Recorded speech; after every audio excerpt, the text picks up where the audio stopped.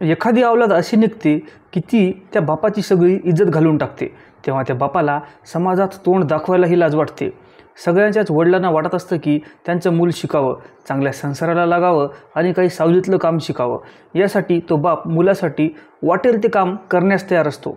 स्वतःच्या जीवाचं तो रान करून टाकतो. आजच्या काळात मुलामुलींनी घरच्यांचा विचार करणं हे अक्षरशः सोडूनच दिलं आहे.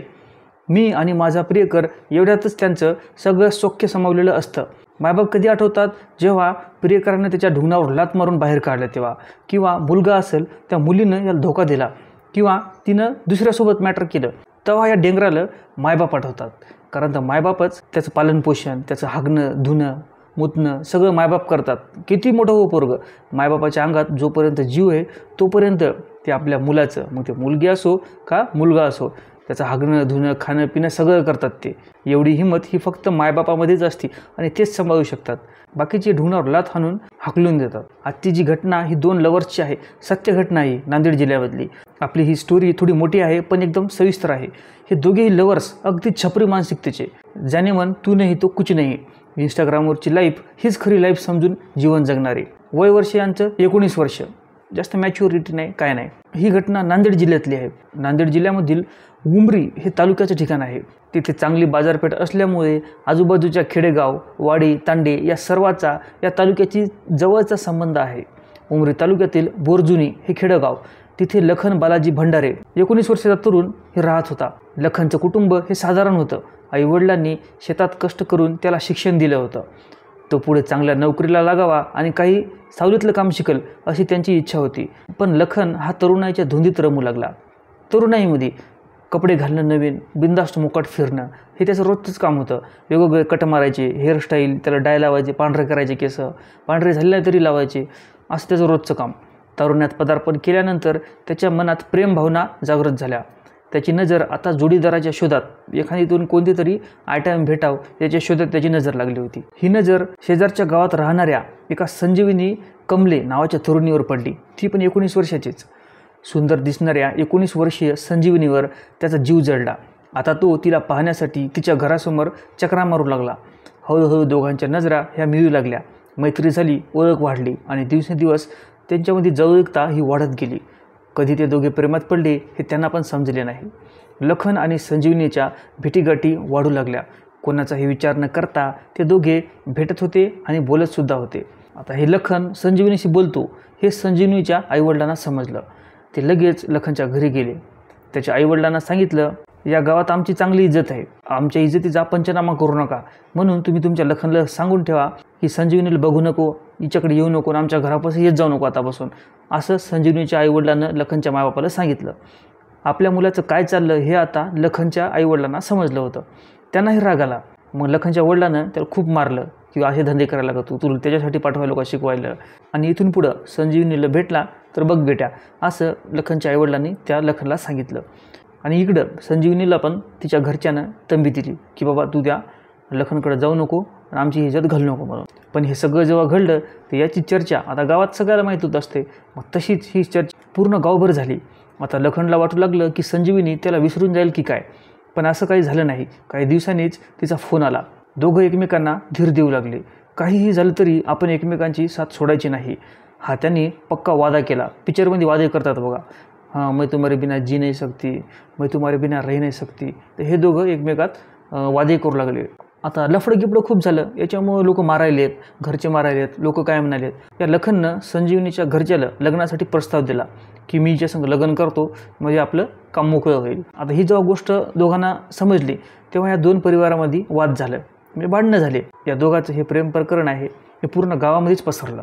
याच्यामध्ये संजीवनीच्या घरच्या लखनला तिचा हात देण्यास नकार दिला आणि लखनला पण दम दिला की तुझ्या जर आवर्त घेतलं नाही लखन, तू जर हट्ट केलाच संजीवनी संग लग्न करतो तर मग तुला मारून टाकतो, असं त्याने धमकी दिली. आता ह्या सगळ्या गोष्टी झाल्या तर याच्यामध्ये संजीवनीचे वडील हे खूप चिंतेमध्ये होते. तिचं लग्न लवकर करावं म्हणून ते सोयरेधारी पाहू लागले. शोधून त्यांनी तिच्यासाठी पाहुण्यातील एक शांत आणि चांगल्या स्वभावाचा मुलगा निवडला. तो उमरी तालुक्यातील होता. आई वडिलांनी संजीवनीला सांगितलं, बाई तुझ्यामुळे आम्ही खूप काही सोचलं बरं, आता सहन होत नाही, मोठ्या मुश्किलीने आम्ही तुझ्यासाठी चांगला मुलगा बघितला, आता तूच आमची इज्जत राख, असं संजीवनीच्या घरच्यानं संजीवनीला सांगितलं. हे ऐकून संजीवनीच्या डोळ्यात पाणी आलं. तिला काही सुचेना. तिला लखनची आठवणही सतावू लागली, कारण तर तिला लखनसोबत लग्न करायचं होतं. संजीवनीला आता इकडे आड आणि तिकडे विहीर असं वाटू लागलं. इकडे जाऊ का तिकडे जाऊ, इकडे लखन आणि इकडं हा सुरेश कमले. पण तिचं लग्न मोठ्या थाटामाटात या सुरेश कमलेसोबत झालं. लखनचं मन फुलासारखं तुटून पडलं. इकडं लखन खूप उदास. अरे लग्न झालं, मी काहीच करू शकलो नाही, त्याला खूप वाईट वाटू लागलं. पण संजीवनीचं लग्न झाल्यावर लखन हा शांत बसला होता. संजीवनी गोळेगावात नांदायला सुद्धा गेली. लखन मात्र तिच्या विरहात तडफडत राहिला. शेवटी त्याने मन सावरून पुढील लक्ष साधण्याचा निर्धार केला. त्यानेही घरच्याला धीर दिला आणि तो बदलू लागला. काही दिवसानंतर संजीवनी माहेरी आली. सगळं व्यवस्थित चाललं. लखन पण तिला विसरून गेला. आगीत काडी टाकल्या जाते. हे पुढं कसं झालं बघा. काही दिवसानं आता दिवाळी असो, सणासुदीला बाया घरी येतात, तशी संजीवनी माहेराला आली. आता जशी माहेरी आली, लग्नानंतर सर्व काही बदललं होतं. तरी पण तिच्या अंगातली जी आग होती, तर तिनं लखनला पुन्हा भेटण्याचा निर्णय घेतला. ती म्हणाली, मी अजूनही तुझ्यावर प्रेम करते. लखन म्हणाला, आता राहू दे ना, तू आता चांगली संसारात आहे, आता काही दिवसांनी लेकरं होतात तुला, का उगीच हे करते आता हे सगळं सोडून दे आणि मला विसरून जा संजीवनी, असं लखन तिला म्हणू लागला. मग संजीवनी म्हणाली, तू मला विसरला तरी मी तुला कधीच विसरणार नाही, असं म्हणत ती रडत रडत निघून गेली. आता पोरगी रडली म्हणल्यावर लखनला वाटलं, यार ही अजून विसरली नाही, म्हणजे म्यावर किती प्रेम करते ही, म्हणून लखन पण तिथं भाळला तिच्यावर. आता ही संजीवनी गोळेगावात संसारात रमली होती, पण तिच्या काळजात अडकलेली लखनची आठवण काही केल्या जातच नव्हती. काही दिवसांनी ती पुन्हा माहेरी आली आणि लखनशी संपर्क वाढला. ती लपून छपून त्याच्याशी फोनवर बोलू लागली. पाहता पाहता 1 वर्ष असंच निघून गेलं आणि तिच्या आईवडिलांना व नातेवाईकांना वाटू लागलं की ती चांगलं वागत आहे. तिचा नवरा अतिशय निर्मळ आणि भला माणूस होता. त्याला बायको कोणाशी तरी बोलत आहे याची शंका देखील येत नव्हती. याच्यानंतर 25 ऑगस्ट 2025 हा दिवस उजडला. गोळेगावातील संजीवनीच्या घरातले सर्वजण लवकर उठले, कारण त्यांना कुठंतरी बाहेर जायचं होतं. संजीवनीलाही त्याच्यासोबत जायचं होतं, पण काही कारणामुळं संजीवनी बाहेर त्याच्यासोबत गेली नाही. आता या संजीवनीची सासू सासरे, तिचा नवरा आणि तिचे जवळचे इतर नातेवाईक हे सर्वजण सकाळी लवकरच घरातून बाहेर पडले. संजीवनीला माहीत होतं आता इतके लांब चाललेत म्हणजे हे काय लवकर येत नाहीत घरी. तिच्या डोक्यात विचार आला, मायला आता काय करावं बा, घरी एकटं. तिच्या अंगात किडे. हिनं काय केलं, लखनला फोन केला. ती म्हणाली, हॅलो लखन, मी संजीवनी बोलते. असा तिचा आवाज ऐकला की लखनची झोपच उडाली. लखन म्हणाला, हॅलो, काय झालं संजीवनी, बोल ना. मग ती म्हणाली, संजीवनी तिकडून म्हणाली, काय नाही, घरचे जे आहेत ते सर्व बाहेर गेलेले आहेत, मी एकटीच आहे, तू येशील का मला भेटायला. लखनला विचार आला की आता कसं करायचं, जावं का. मग लखनला वाटलं जरा आग्रह करायला तर जावंच एकदा. मग ते लखन म्हणे, पण तुझं कोणी आलं तर कसं. अरे कोणी येत नाही, तू त्याचं टेन्शन घेऊ नको, तू लवकर ये, असं संजीवनी लखनला म्हणाली. लखनच्या मनात धाकधूक होती, पण तिच्या आग्रहामुळे त्यानं होकार दिला. त्यानं सगळी तयारी केली. तोंडगिंड धुतलं, कपडे घातले, शेंट मारला आणि तो गोळेगावकडे निघाला. गावजवळ असल्याने तो थोड्याच वेळात त्या संजीवनीच्या घरी पोहोचला. दुपारचे 2:15 वाजले होते तेव्हा लखन तिच्या घरी पोहोचला. घरात एकटीच असलेली संजीवनी त्याची वाट पाहत होती. दुपार असल्याने गावात शांतता पसरली होती, कारण सगळे माणसं कामा वगैरे जातात. दुपारच्या वेळेस हे शेतात असतात किंवा कामाला जातात, नोकरीवाले नोकरीला जातात. लखननं झपझप पावलं टाकले आणि घरामध्ये प्रवेश केला. संजीवनी बाहेर आली आणि तिनं बघितलं आजूबाजूला कोणी आहे का, लखनला घरात येताना कोणी पाहिलं का याची खात्री केली. नंतर ती घरामध्ये गेली आणि आतून दरवाजा लावून घेतला. तर दोघांनी एकमेकांना भेटताच घट्ट मिठी मारली. एकांतात त्यांच्या भावना ओसंडून वाहू लागल्या. आता या दोघांनी सगळ्याच मर्यादा पार केल्या होत्या. बऱ्याच दिवसापासून भेट झाली म्हणून त्यांनी इतक्या मर्यादा पार केल्या की या दोघाला भान राहिलं, ते त्याच्या धुंदीत राहिले. आता हीच त्यांच्या आयुष्यात सर्वात मोठी चूक ठरली. ते दोघे एकमेकांच्या मिठीत हरवले असतानाच घराबाहेरून आवाज आला, संजीवनी दारुघड. हे आवाज ऐकल्यावर दोघं पण गडबडले. त्या दोघांच्या पायाखालची जमीनच सरकली. काय करावं हे त्यांना सुचत नव्हतं. दार उघडत नव्हतं म्हणून नवरा आणि सासऱ्याने दरवाजा तोडला आणि आत घरामध्ये प्रवेश केला. आता जे दृश्य त्या सासऱ्यानं आणि तिच्या नवऱ्यानं पाहिलं ते मनात एकदम राग आणणारं होतं. घरात संजीवनी आणि लखन नको त्या अवस्थेत त्यांना सापडले. हे बघून संजीवनीच्या सासऱ्याने आणि नवऱ्याने डोक्यावर हात ठेवला. ते एवढ्या लवकर घरी येतील याची संजीवनीला कल्पनाच नव्हती. लखन आता तिथं प्रचंड घाबरला होता.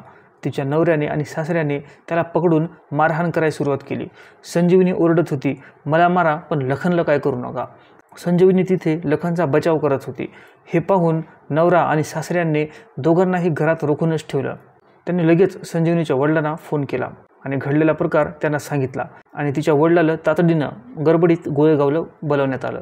अपमानित आणि संतापलेले तिचे वडील मारुती सुरणे, चुलते माधव सुरणे आणि तिचे आजोबा लक्ष्मण सुरणे हे तिघेजण गोळेगावामध्ये पोहोचले. त्यांनी येताच त्यांनी लखनला बेदम मारहाण केली. यांचा राग इतका वाढला होता की त्यानं स्वतःच्या मुलीला सुद्धा प्रचंड मारहाण केली. एक वडील आपल्या लेकीसाठी काय काय सहन करतो हे फक्त बापालाच कळते. यामध्ये सर्वजण संतापले होते. पण संजीवनी सतत म्हणत होती, लखनला काही मारू नका. यामध्ये संध्याकाळचे 5 वाजले होते.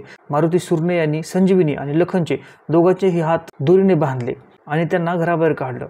आमचं काही करायचं असेल तर घरात करा, बाहेर तमाशा करू नका, अशी संजीवनी तिच्या वडिलांना विनवणी करू लागली. पण मारुती कोणाचंही ऐकायला तयार नव्हता. त्या दोघांचे हात बांधून गावभर फिरवलं, त्यांची धिंड काढली. गोळेगावातील लोक जमले आणि त्यांना पाहू लागले. मारहाण करत गावातून त्यांची धिंड काढण्यात आली होती. यामध्येच ही धिंड काढत असताना लखनचा मित्र महेंद्र त्याने हा प्रकार पाहिला आणि त्यानं फोन करून लखनच्या वडिलांना सांगितलं की तुमच्या पोराची आणि संजीवनीची धिंड काढत आहे. लखनचे वडील लगेच गोळेगावाकडे निघाले. आता गावामध्ये जमलेले लोक यांची धिंड काढत असताना कोणी फोटो काढू लागलं, कोणी व्हिडिओ काढू लागलं. पण यांच्यामध्ये कोणाचीही त्या दोघांना सोडवण्याची हिंमत होत नव्हती. शेवटी हा प्रकार गावाबाहेर गेला. वडिलांनी पुन्हा दोघांना थांबवलं आणि म्हणाले, तुम्हाला सांगूनही ऐकलं नाही, आता माझी सगळी इज्जत गेली, आता मी काय करू. असं म्हणून त्या वडिलांनी पुन्हा या दोघांना मारहाण करण्यास सुरुवात केली. हे एवढं सुरू असताना सुद्धा ही संजीवनी त्या लखनला धीर देत होती. हे ऐकून त्या मारुतीनं संजीवनीच्या वडिलांना या दोघांना अजून मारायला सुरुवात केली. जसं संजीवनी म्हणत जाय लखनला मारू नका, तसं त्या मारुती या दोघांना पण मारत होता. आता एवढं मारलं, या दोघांना इतकं मारलं की हे दोघं रक्ताने माखले होते. हे दोघं पण बेशुद्ध झाले होते. शेवटी तिचे वडील मारुती सुर्ने आणि तिचे मामा माधव सुर्ने आणि आजोबा लक्ष्मण सुर्ने यांनी या दोघांना कायमचं संपवायचं ठरवलं. या दोघांचे हातपाय बांधून त्यांना ओढत खडकार रस्त्यावरून विलास बापूराव कदम यांच्या शेतामध्ये नेलं. हे विलास कदम होते. यांच्या शेतामध्ये एक मोठी विहीर होती आणि विहीर ही पूर्णपणे पाण्याने भरलेली होती. तिथल्या विहिरीत या दोघांचे मृतदेह त्यांनी फेकून दिले. आता हा सर्व प्रकार घडल्यानंतर मारुती उमरी पोलीस ठाण्यात गेले आणि पोलिसांना म्हणाले, साहेब मला अटक करा, मी माझ्या लेकीचा आणि तिच्या प्रियकराचा खून केला आहे. हे सगळं ऐकून पोलिसांना धक्काच बसला. मारुतीने घडला तो संपूर्ण प्रकार पोलिसांना जशास तसा सांगितला. पोलीस निरीक्षक अंकुश माने आणि इतर अधिकारी रात्रीच्या अंधारात घटनास्थळी पोहोचले. मृतदेहाची शोध मोहीम सुरू केली. ही विहीर पाण्याने पूर्णपणे भरलेली होती. गावामधले बरेचसे नागरिक ते विहिरीपासून बघायसाठी आले होते. 1 ते 2 तास शोध घेऊन संजीवनीचा मृतदेह शेवटी त्यांना सापडला. पण लखनचा मृतदेह काही सापडत नव्हता.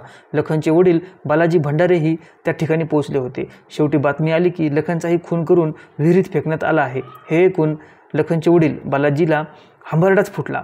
आता उशीर झाला होता, रात्र खूप झाली होती आणि उशीरसुद्धा झाला होता. त्याच्यामुळे ही शोध मोहीम जी होती, कारण लखनचा मृतदेह शोधायचा राहिला होता, त्याच्यामुळे ही मोहीम दुसऱ्या दिवसावर ढकलण्यात आली. दुसरा दिवस उजाडला आणि सकाळीच लखनच्या मृतदेहाची शोध मोहीम सुरू केली.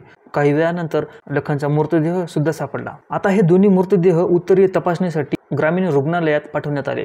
दोन्ही परिवाराचे लोक रुग्णालयात आक्रोश करत होते. लखनचे वडील बालाजी विठ्ठल भंडारे यांनी दिलेल्या फिर्यादीवरून संशयित आरोपी मारुती लक्ष्मण सुर्ने, माधव लक्ष्मण सुर्ने आणि लक्ष्मण पिराजी सुर्ने यांना अटक करण्यात आली.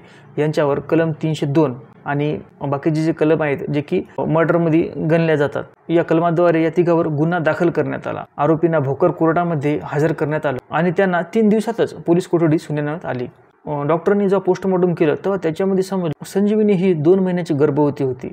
या संजीवनीचा अंत्यविधी गोळेगावात करण्यात आला. मंडळी, अशाच प्रकारच्या नवीन क्राईम स्टोरी ऐकण्यासाठी आपल्या चॅनलला सबस्क्राईब करा. धन्यवाद.